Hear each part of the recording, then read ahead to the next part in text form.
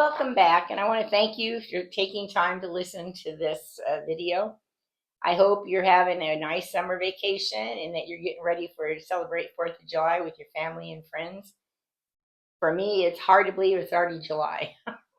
The time and it's just going so fast.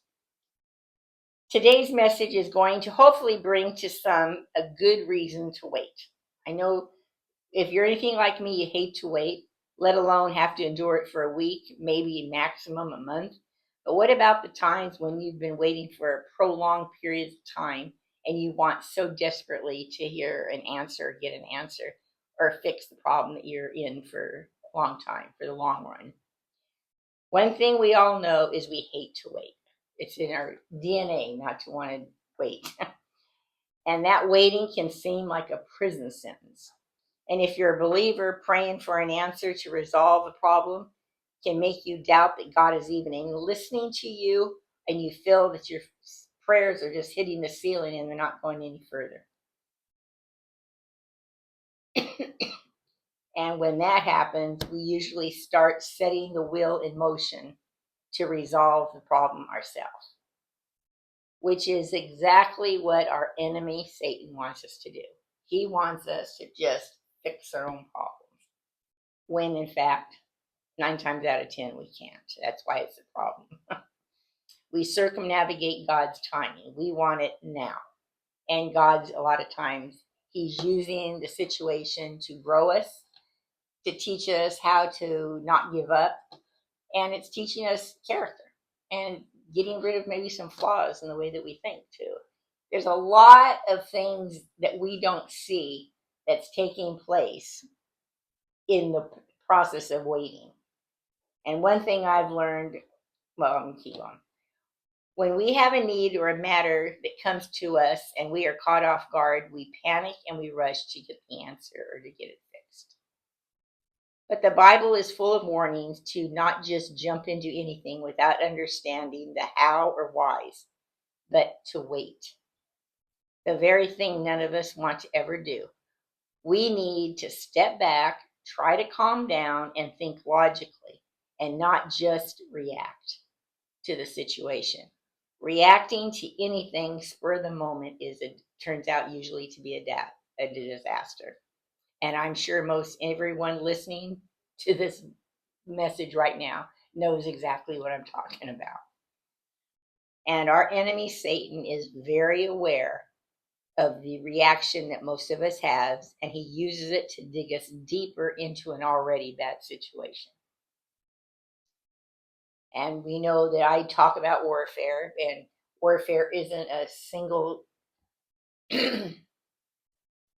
event. It's something that is ongoing in our life forever. So it's not like we're talking about just something small. This is something that we have to adjust to every single day of our life. We live in a very spiritual world. We may not see it with our physical eyes, just like gravity. We don't see gravity. We don't feel the pull of things around us, but it's there. And if you jump off of a building or you throw something off a building, it is going to fall and break at the end when it hits the ground. Nothing is going to stop it from going down and dropping unless somebody stops it themselves and moves their way. But gravity, there's just a force there. And spiritual warfare is exactly the same way. The enemy is here to destroy people, and he wants everybody to be isolated, and he wants people to think they can do it on their own. That's what he wants to do. Jesus, on the other hand, God, he wants us to not try to solve the problems, let him solve the battle, and that he wants us to have peace, joy, and happiness. And does that mean a stress-free life and that no problems are ever going to hit you if you believe in God? No.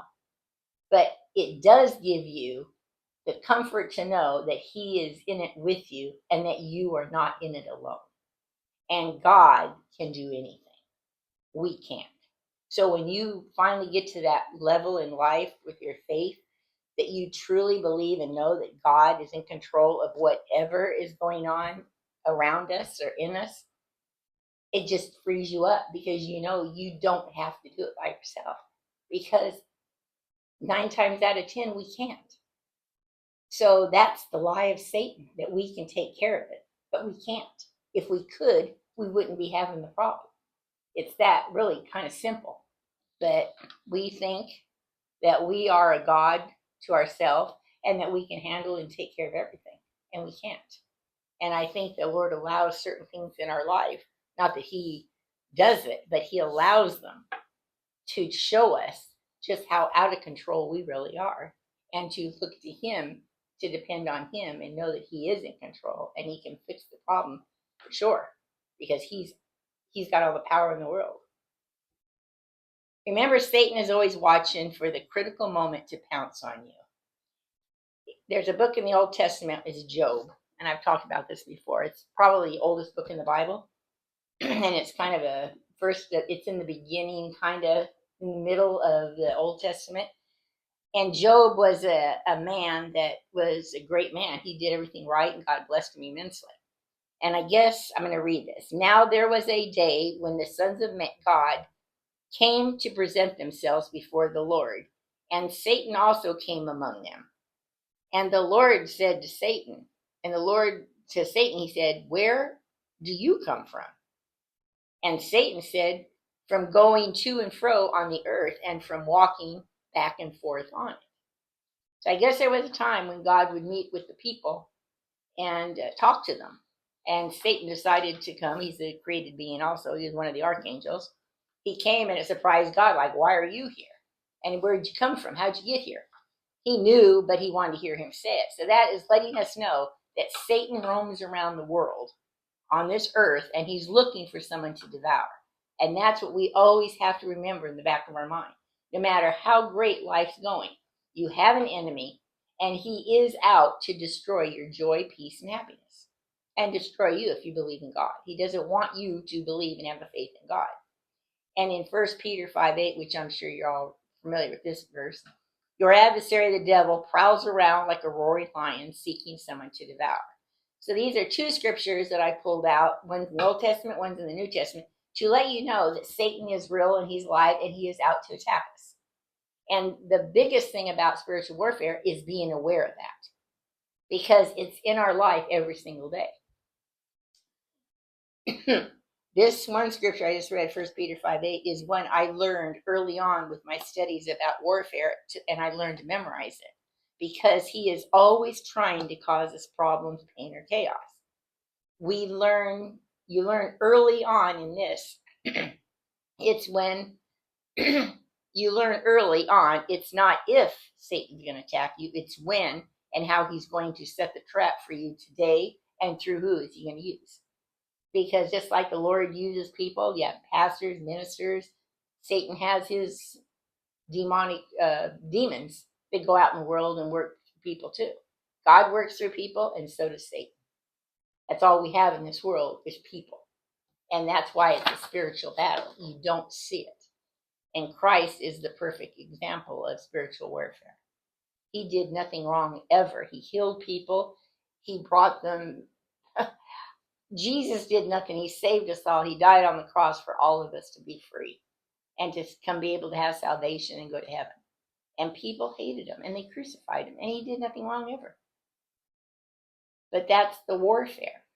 When you do good and you try to do good, and as soon as you want to do good, Satan's right there to bombard you and put barricades up so you stop and you don't achieve what you're trying to achieve.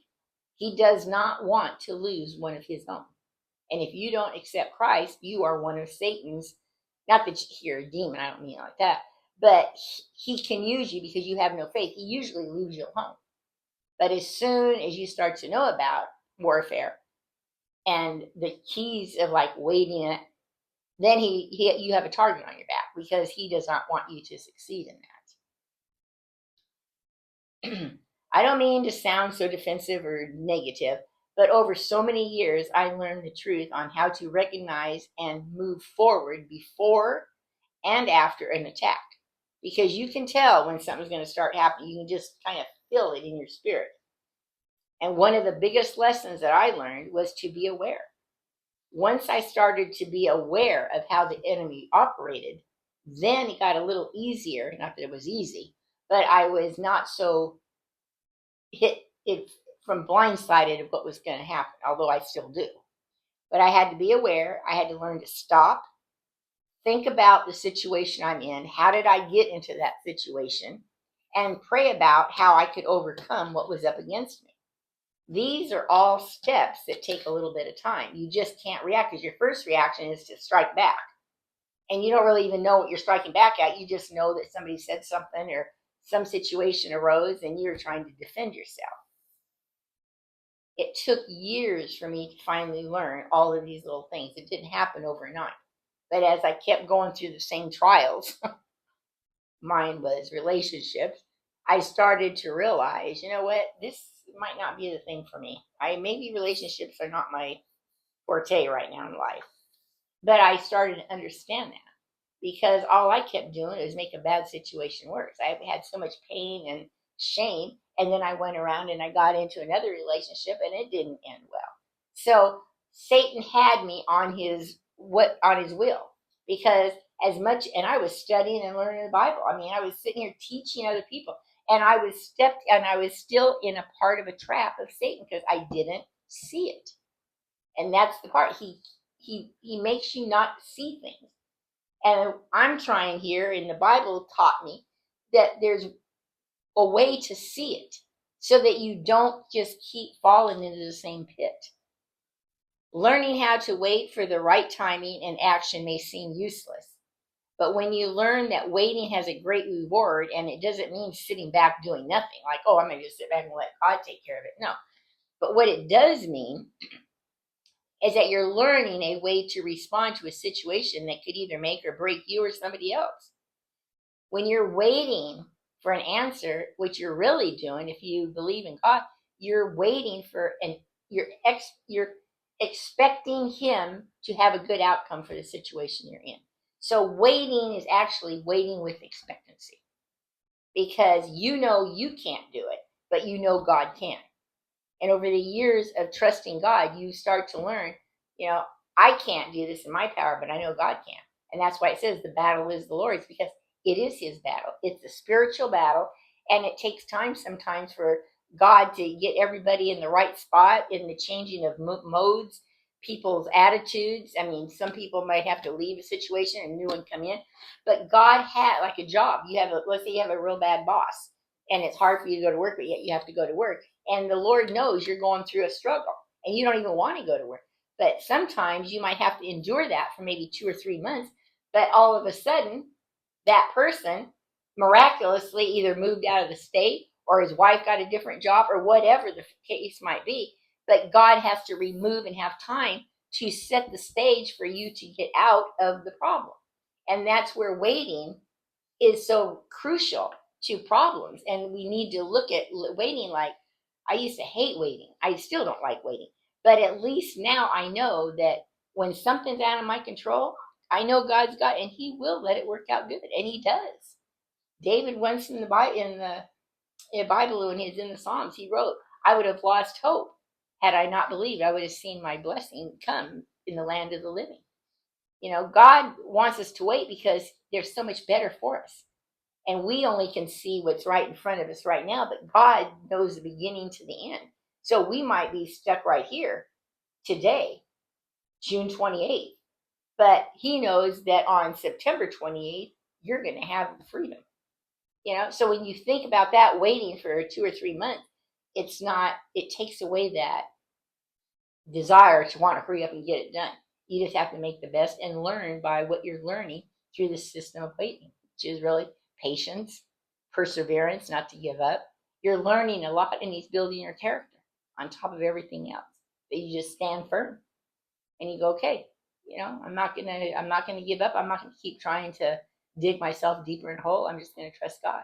And as you do that, oh my goodness, the freedom you will get. And Psalms 5:3, in the morning, Lord, you hear my voice, and in the morning I lay my request before you, and I wait expectantly. And that's what David wrote in one of the Psalms. People were after him. His own son was after him, trying to kill him.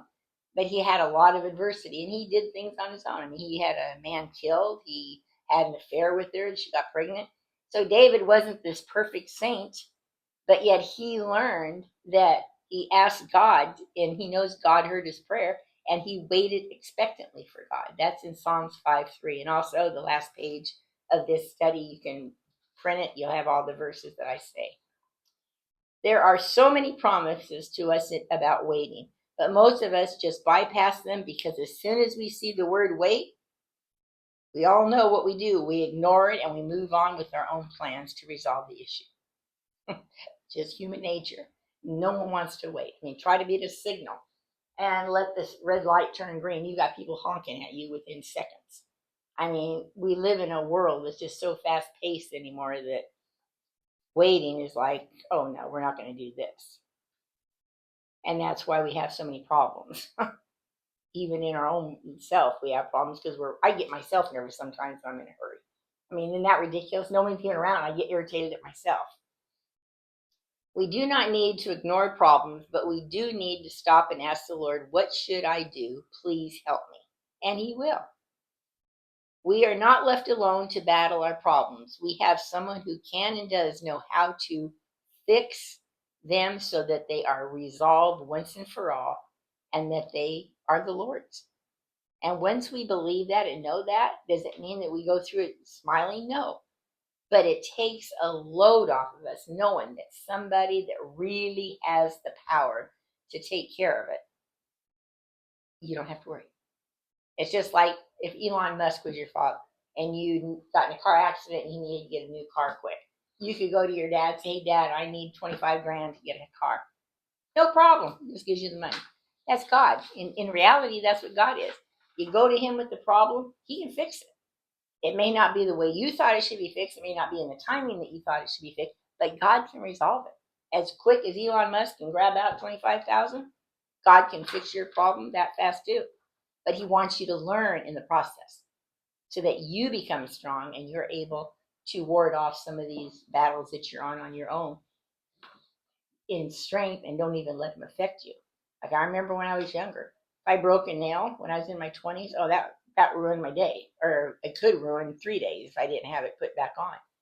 Now I break a nail, it's like I could care less. When I get to the nail salon, I'll have it fixed.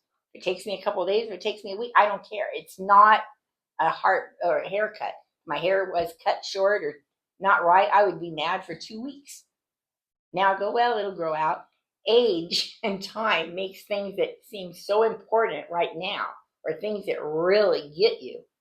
When you get older and you've gone through enough, after a while, it's like water off of a duck's back. It doesn't even bother you because you've been there, done that, and you know it's going to get resolved. So why waste good energy?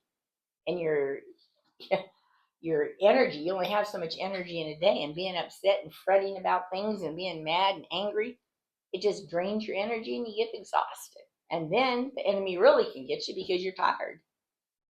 But that's another lesson. In Isaiah 40:31, this is what the prophet wrote. He said, but those who wait on the Lord shall renew their strength. They shall mount up with wings like eagles. They shall run and not be weary, and they shall walk and not be faint. I mean, what kind of a blessing is that to know that if you wait on God, your tiredness and all that wasted energy you have for being angry, he's going to restore it. He's going to give you new energy. You're going to be able to mount up like an eagle. I mean, eagles have like an 8-foot span of their wings. I mean, and they just effortlessly just go up as high as they want to go up. And that's what God's going to give us. He's going to give you, everything you need so that you don't get tired and you don't faint along the road to get to where you want. Because like we were saying, like I said earlier, sometimes we got to wait years for a problem to resolve. And that is the ones that really wear you out. But God's telling you, just wait, and he will, during that time of waiting, he's going to restore you. And I kind of know that in a way because my mom, I mean, I went through God knows how many divorces. And then when I wasn't getting that, my mom was diagnosed with dementia when I turned 60. And I thought, I had from 30 to 50, I had divorces and all that stuff. And then when I finally got over that, from 50 to 60, I had 10 years to kind of restore myself and get my business going and get my head above water again. My mom gets dementia. And had I not went through those 20 years, 2 decades of bad, talking about learning how to wait, God helped me immensely when I was taking care of my mother. And it changed me as a person. Had I not had all of those other periods of time of devastation and having to wait on God to help me get out of a situation, I would have probably never made it to my mom. And then these last 5 years now, I've moved and I've been healed of all my emotional damage that I had for 30 years. It took that long. And am I totally cured of all my emotional damage? No way, you know, but I'm a whole lot better than I used to be. And that is great strides of praise God as far as I'm concerned, because I don't think I ever could get to where I'm at today. I know I would have never gotten to where I'm at today. I wouldn't even be here probably. But God was teaching me because he knew what was ahead. He knew that my mom was going to have dementia. And he knew that I was probably going to be the one who was going to take care of her. Because my brothers sure, they were like cockroaches. They never came around. And that's a hard road to tow, taking care of a woman that raised you and watch her disintegrate right before your eyes. But God gave me the ability to do it. Was it easy? No. But he gave me the strength to do it. So I know what I'm speaking. Waiting and depending on God is so well worth the rewards that you'll get later on. Solomon wrote, many times to fix a problem, people need to step back, have a different attitude, see things in a different way, or just get out of their own way. When we just react or defend ourselves or somebody else, we are not fixing anything. We are actually adding fuel to an already burning fire. And Solomon wrote in Proverbs, which was supposed to be one of the wisest men of his time, in Proverbs 26:20, it says, where there is no wood, the fire goes out. And where there is no arguing, strife ceases. So when we get hit with something, usually it's a verbal attack. It's verbally we try to resolve what's going on. And as our decibels goes up and our voices keep rising and rising, we start saying things. All it does, it's just adding fuel to already burning, and nothing is getting resolved. In fact, you're just making it worse. And Solomon wrote that back in biblical days. And then David, like I said, he was running from his adversaries. And in Psalms 40:1-2, he wrote, I waited patiently for the Lord, and he inclined to me. He listened to me. He heard my cry. He also brought me up out of the horrible pit, out of the miry clay, and set my foot upon a rock and established my steps. Now here's David. He wanted to be the king of Israel. I think he was the king at this time when he wrote this. But he had so many adversities going against him. His son, he had the people. I mean, his son was trying to kill him, trying to take the kingship away from him. And he cried out to God. And when you're reading here, when he says, I waited patiently for the Lord, he had to wait because God did fix the problem. It took time. But David was wise enough to know that. And it says, and he inclined, he heard my cry. He was praying. When he says he heard me, he heard my cry. He was crying out to God multiple times. But God was hearing him, but it took time. And when God did come to bring the blessing, like I said, waiting expectantly for God, he brought him out of the horrible pit and he set his foot on rocks, which meant he had a great foundation and it was safe. But it took time. And I think that waiting, if you know that the outcome is going to be a great blessing, the waiting doesn't bother you as much because you know it's actually going to be a blessing to you and you're going to have a better life for it. So it turns your thought patterns around, which is what God wants to do. Instead of dwelling on it like the enemy wants you to do and make yourself sick and get angry and start doing dumb things and hurting other people and just the endless cycle of what happens when you get in a bad situation with people. You just sit back and just let it go. Don't keep adding fuel to it. Just let it go. Let the wood die. Don't keep arguing. Being right, even if you're right, at what cost? Trying to prove you're right, what does it really prove?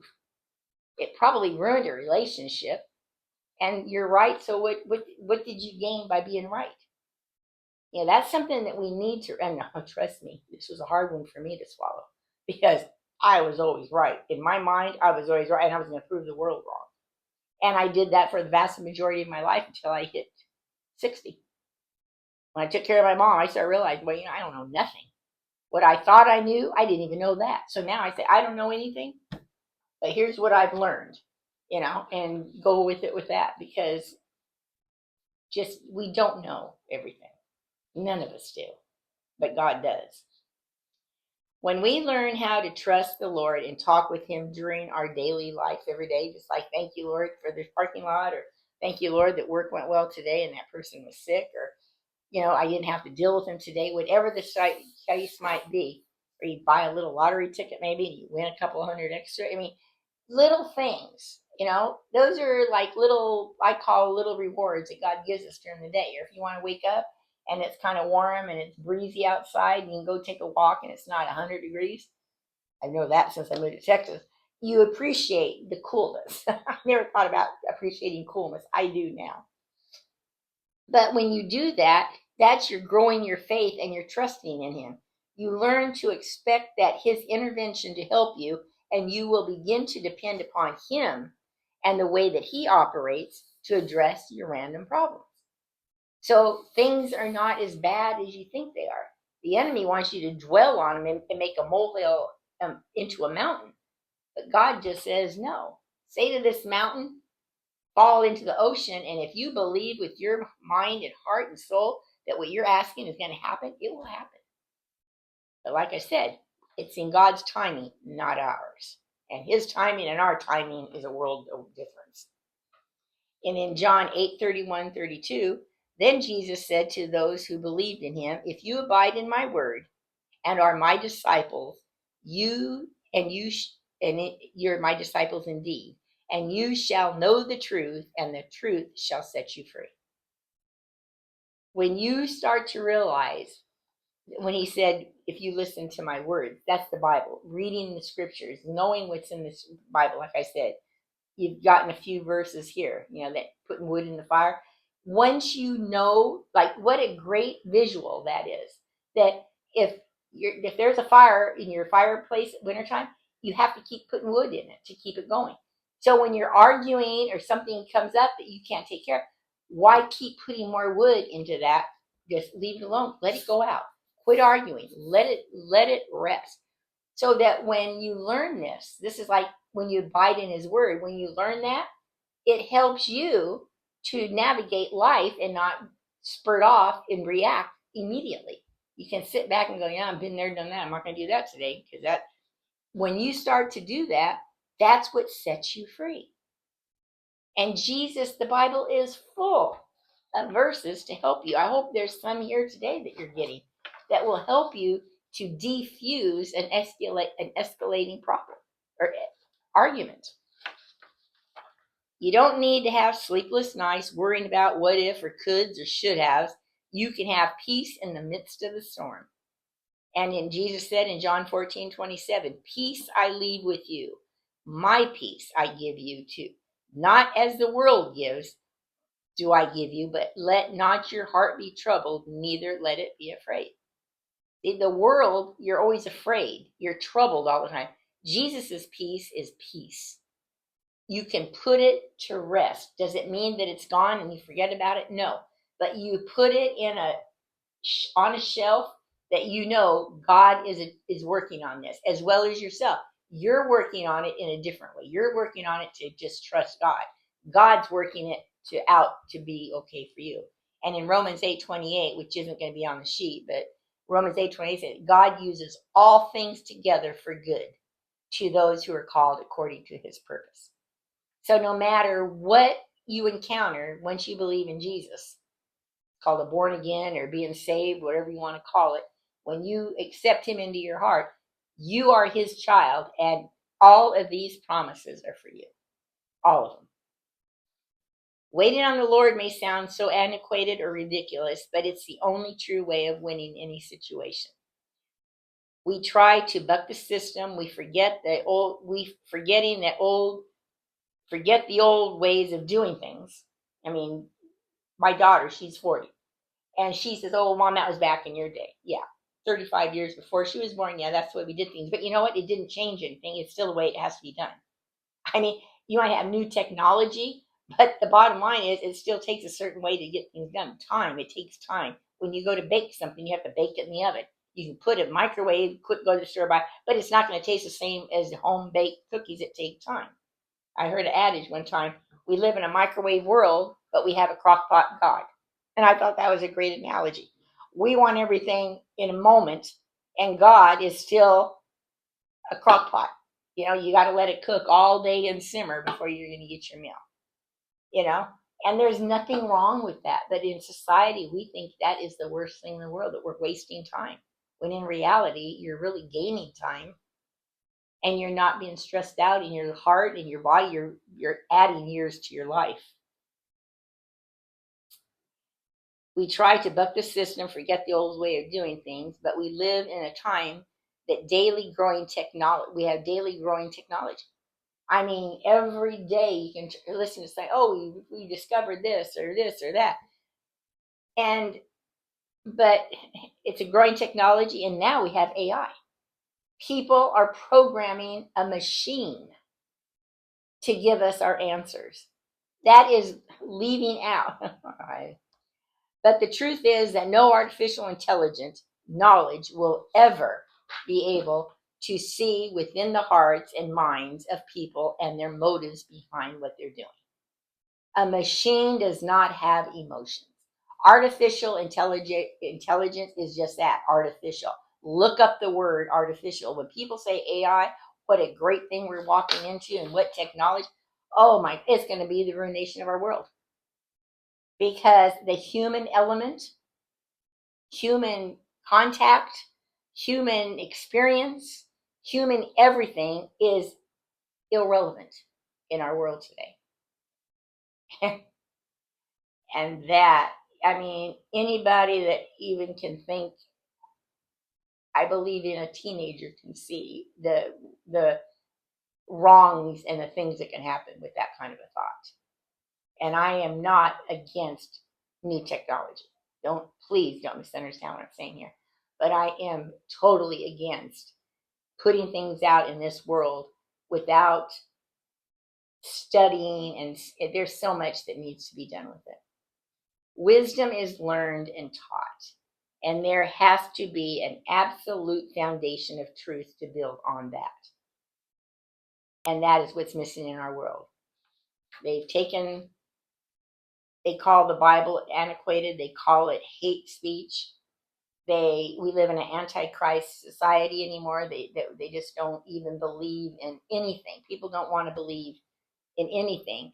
And when you live like that, you're living on a roller coaster. With the newest technology or someone's latest discovery that is in reality. I mean, we hear about latest, we found this out, or like years ago when they found out the DNA. You know, I mean, God made us. He knows what DNA was. He is the one that implemented DNA. He used DNA to make our bodies, you know. But scientists, God also gave people a mind, a strong mind, like Steve Jobs. Look what he did. He revolutionized computers, and look at our iPhones. We just swipe. I mean, that's technology beyond. I mean, that is God-given abilities and intelligence.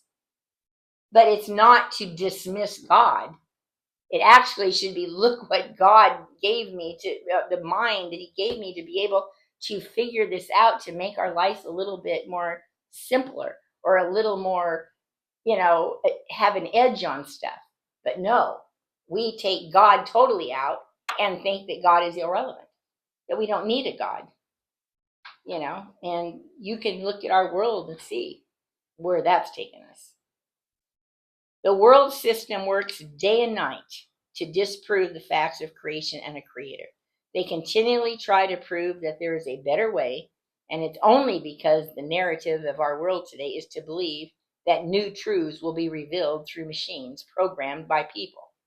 There'll be no human element, which is being disposed of daily, and nobody really even is aware of it. You want to talk about spiritual warfare? We are being dismantled as a human being by a machine, and everybody's excited about it. Do you know how many people have already lost their jobs because of AI? And that's the ultimate goal, is to get rid of people. They have machine robotics doing work in flipping hamburgers and in kitchens. And you've got, tell me how many places you can call and you get a real live person to talk to you. You have to talk to a machine. You give them the information, they give you the answer. You don't even talk to a person. No human contact. People aren't even social anymore. You can go anywhere. Everybody's walking down the street. They're sitting at tables. Everybody's got their phones. You can go in somebody's family at nighttime. The TV's on and they're sitting there glued to their phones. There's just no communication anymore. It's the breakdown of human contact. And that's what God made us to be. We're human. We need relationships. We need to help each other. And we need to converse and talk and laugh and make jokes and, make fun of people. They call it bullying. It's not bullying. It's just a fact. Different people do different things, and it's funny. It's not to denigrate them.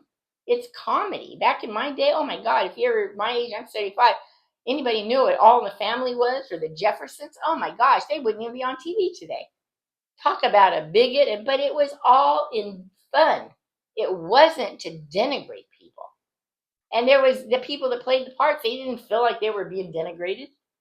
But the world, when political correctness came around, that changed the whole program. And then Paul, back thousands of years ago, the Apostle Paul, when they were riding horses, they didn't have technology at all. In Colossians 2:8, he said, "Beware lest anyone cheat you through philosophy and empty deceit, according to the tradition of men, according to the basic principles of the world, and not according to Christ." I mean, here he's telling you, do not be deceived by technology or the things of the world, because that is not the way to go. And that's where we live. I'm going to speed up here because I got to get done here.